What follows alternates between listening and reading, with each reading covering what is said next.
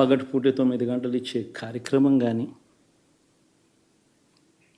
ఉచిత విద్యుత్ ఇచ్చే కార్యక్రమం కానీ,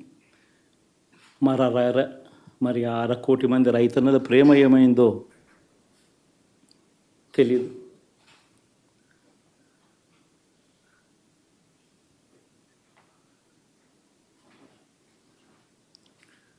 మరి ఇన్ని కోట్ల మందికి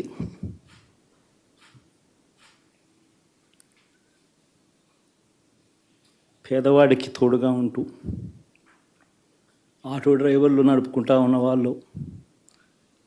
ఆటోలు తోలుకుంటూ టాక్సీలు తోలుకుంటూ ఇబ్బంది పడకూడదని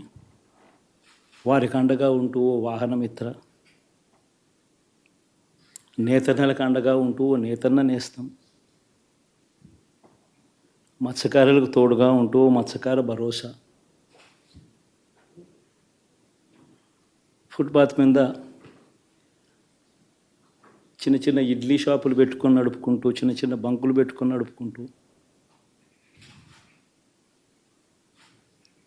చిన్న చిన్న వ్యాపారాలు చేసుకుంటా ఉన్న వీళ్లకు,